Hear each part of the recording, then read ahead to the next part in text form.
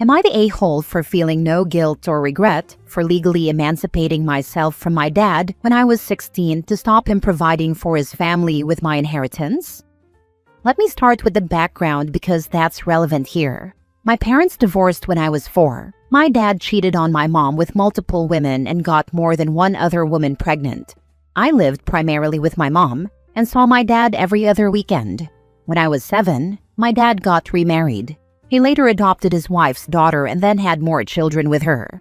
He didn't have anything to do with the kids he conceived through his affairs, but he still had more kids than he could afford with his wife. When I was 14, my mom was diagnosed with cervical cancer. It ended up being terminal, and we moved in with my maternal grandparents. We were all worried about my dad stealing from me once I ended up in his custody when my mom died. That was exactly the kind of thing he would do, because he regularly asked me for money when I went to his house, not that any judge cared in court. So we looked into emancipation and made sure I could fit the criteria as best as possible. After my mom died and I went to live with my dad, he tried to steal from me by accessing my bank account to withdraw money he knew I'd have from my mom to pay for stuff for his family. He said it was for essentials, but it didn't matter. He did this without my permission. Once he did that, I went to the cops to file a police report and went to court to file for emancipation. I was already working part-time, and the actual money from my mom was secure in another account. It took several months. I was almost 17 before the emancipation was granted, but I met the criteria well enough to be approved. I rented a place from a friend's family and worked and went to school until graduation. My grandparents legally weren't allowed to help me.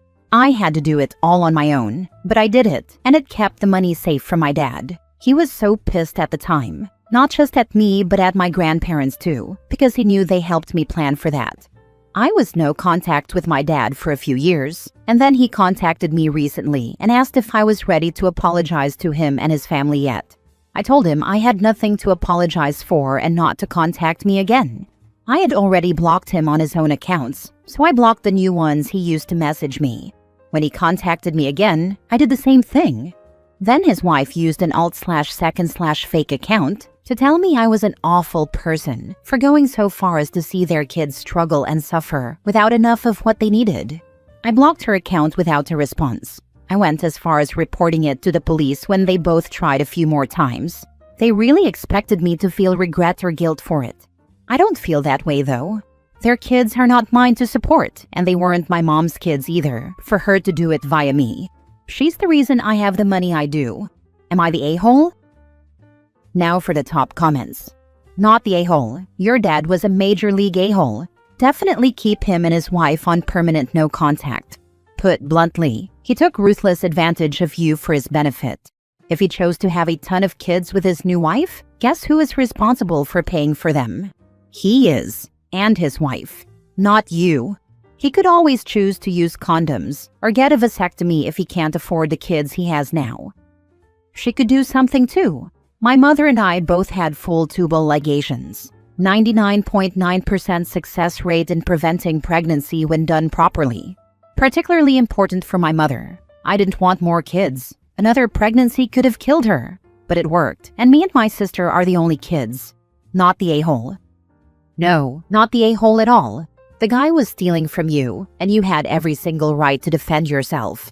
Your father's wife sure has some nerve telling you you're an awful person for going so far to see their kids struggle and suffer and not have enough of anything they needed. Their kids, their responsibility to provide. You apologizing because you didn't let him steal from you? Pretty much. I was told I was part of the family and should have looked out for the best interest of my family. A minor is not generally given unfettered access to inheritance money. Also, there were options other than emancipation. My grandparents were helping to safeguard the money before then, so my dad couldn't access it. Emancipated minors are given full access to their money, etc. Reason being is that we're no longer dependent on our parents. Next story. Am I the a-hole for expecting my parents to find alternative care for my brother, instead of expecting me to become his full-time caregiver eventually? My parents give my younger brother 14 full-time care. He was born with a muscular problem as well as extreme developmental issues. He can't do anything for himself, and needs to be watched pretty much every second he's awake and out of his specialized bed. I, 17, always knew my parents expected me to step up and care for him when they get older, but they finally mentioned it to me a few weeks ago because my guidance counselor wanted us to have some serious talks about college. The summary of that is my parents don't want me to go, have no money for me to go, and won't provide their details for me to get financial aid. My guidance counselor is looking for ways around that, so for now, it's a wait and see what she can find kind of deal. Coming back to my reason for posting, my parents used the request for a meeting with the guidance counselor to tell me that they want/need/expect me to become my brother's full-time caregiver when I'm older, and when they're older and can't meet his needs anymore. They said they won't see him be neglected, abused, or worse in a care facility, and that there's a lot of SA going around these homes, so I should protect my brother from that. They asked me what would happen if some awful nurse used him to get pregnant or something, and then a baby was brought into it because my brother can't stop her or tell anyone. They said I need to focus on learning all I can to take care of him, because maybe I can't find a partner who wants to take on my brother, and I need to be able to leave anyone I'm dating to take over the role of caring for him when that time comes.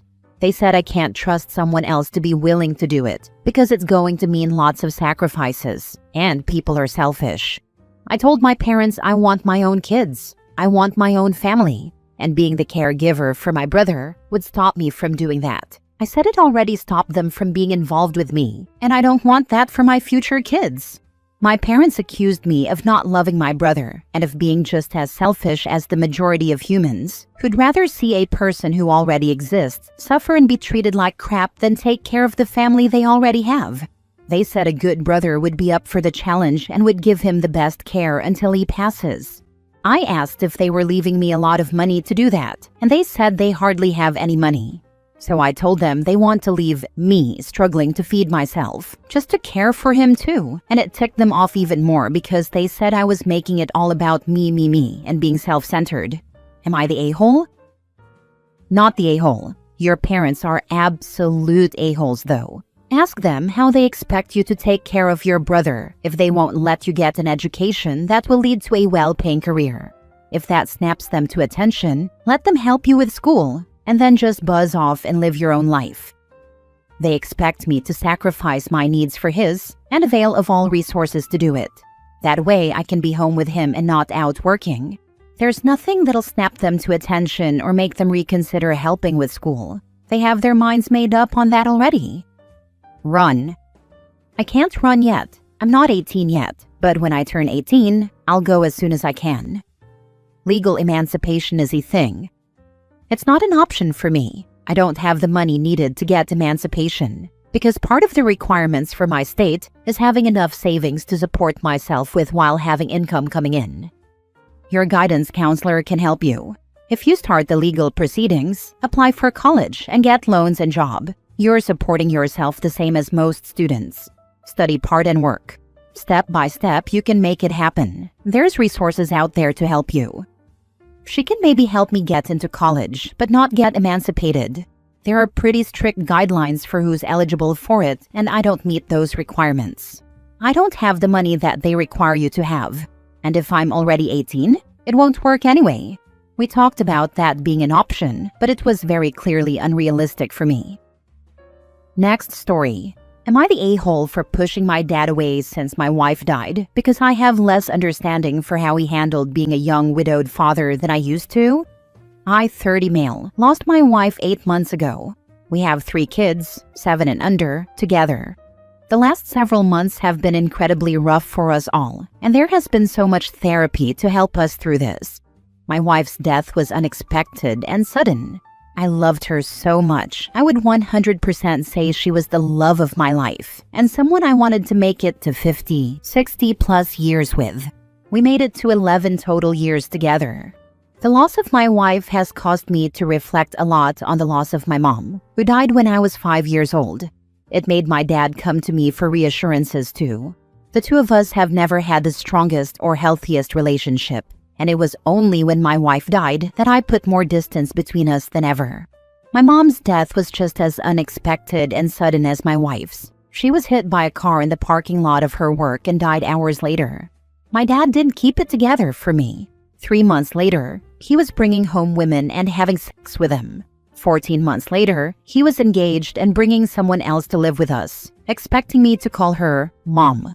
That marriage has lasted, but they've separated 4 times over the years, and the years I lived with them were especially toxic. He wanted me to call her Mom.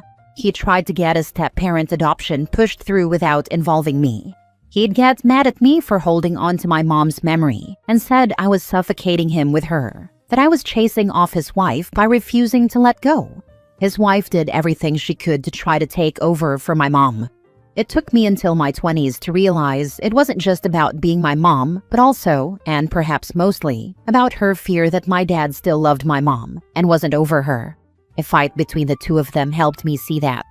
I never called his wife Mom. I never loved her or saw her as anything other than a burden in my life who wanted to take my mom away from me again. I see my dad in a similar way, and it's worse now that I've lost my wife. The mere thought of telling my kids, "Here's your new mom, forget the old one," sickens me. The thought of dishonoring my wife by replacing her, and I don't mean remarrying, sickens me. She will always be my wife and my love. She will always be a part of us, no matter what happens.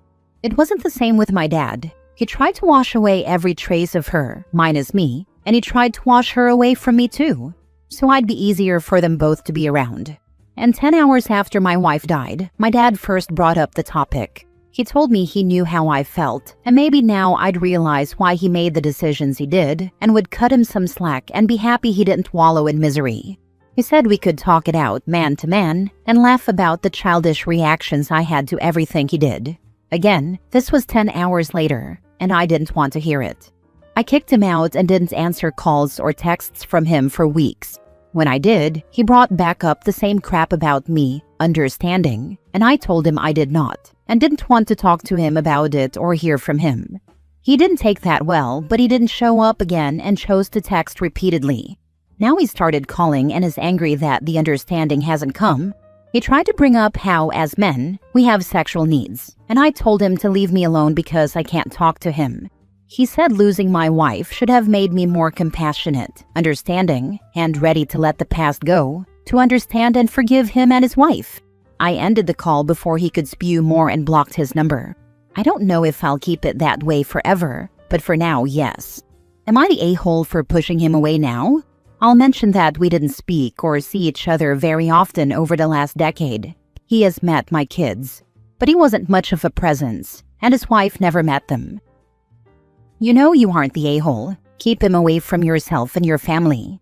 I'm keeping this short because I can't believe he did this to you. I'm so sorry for your loss. Thank you. I'm still trying to figure out if this surprised me or not. I can't say it really did, but maybe some part of me hoped he would have grown the heck up by now. The man that calls himself your father actually sounds happy your wife died, so he can feel like less of an a-hole for his behavior when you lost your mom. You lost your wife and he expects you to have compassion? Wants you to think about your sexual needs a whole 10 hours after her death? I don't even know why you're still allowing him in your life, but I hope you keep him far away from your children, so he won't start telling them that they need to move on and accept their dad is getting them a new mom. Send him these responses and then block him. I'm very sorry for your loss, not the a-hole. It feels that way too. I'm trying not to be harsh, but it did feel a little like he was glad I became a widower younger than him, by 3 years, because in his brain, I think it meant I would agree with him and follow in his footsteps to provide him with the approval he's seeking. Right now, he's not really in my life and won't be in my kids' lives either. This may be a permanent thing, because I want so much better for them. Last story. Am I the a-hole for refusing to be involved in my sister's wedding traditions after how my family treated mine? My sister, 28 female, recently got engaged, and I'm genuinely happy for her. Even though we've grown apart and rarely see eye to eye, I still went to her engagement celebration because I knew how much it meant to her to have family support. However, I, 27 male, have been engaged for almost 2 years now, and my family, especially my dad, has completely refused to support me. In our tradition, after the proposal, the groom's family is expected to formally meet with the bride's family for an introduction that officially declares the intention of joining the two families. After my proposal, I was eager to organize this introduction, letting my fiancé's family prepare to host my family, but my dad flat out refused to attend. He said he did not want to be involved. My mother refused to challenge him on his decision, and neither my sister nor my brother, 23 male, reached out or tried to advocate for me. I had already planned a date with my fiancé's family, so it was entirely disrespectful to her and her family, and humiliating and hurtful for me to have my parents shut us down like that. I believe that because my dad has disapproved of our relationship from the beginning, he thought that, without his involvement, the marriage would not happen. My fiancé and I decided we weren't going to let their rejection stop us from moving forward, and we've been making wedding plans without them. We wanted to honor our tradition, but not at the cost of our happiness. With my sister now engaged, my dad has been over the moon and called me asking when I'd be available to attend her wedding introduction. I was immediately floored by the audacity. I listened to him talk about the importance of the event, and after he finished, I had to shut him down, reminding him that when I asked for the same support, he dismissed me completely. After this conversation, he texted me saying that now he wants to meet my fiancé's family. Honestly, I find it insulting and convenient that he's only changing his tune now. He expects me to happily play along when I've already moved on? I don't want him involved in my relationship, and I don't want to be heavily involved in my sister's wedding engagements either. This is because my relationship with my sister is already severely damaged. Before I left home, while I was still dating my fiancé, I would constantly be demeaned and harassed by my parents for choosing to be with her. During this time, my sister never supported my decision or defended me. Instead, she sided with them and hurled insults at me, my fiancé and her family, to the point that I felt so isolated and depressed. I eventually moved out and went through therapy, but I'm still traumatized from the whole experience. I would consider my sister to be an enabler who repeats whatever my parents say without any critical thinking, so I've learned not to trust her to have my best interests at heart. Now my mom is calling me, saying my dad finally coming around is what she's been praying for. But to me, it feels like she never actually pushed my dad to change until it suited his agenda. My family cares a lot about appearances, and I can't shake the feeling that my dad only wants me involved now to maintain the image of a perfect family. So, am I the a-hole for refusing to be involved in my sister's wedding preparations and not letting my dad suddenly insert himself into my relationship after years of rejection? Is this a caste thing? Anyway, obviously not the a-hole. Stand your ground. Your father's request to meet your fiancé now after being disrespectful to her and her family is humiliating and hurtful. Stand your ground. Stay separate from their nonsense and keep protecting your own relationship and mental health.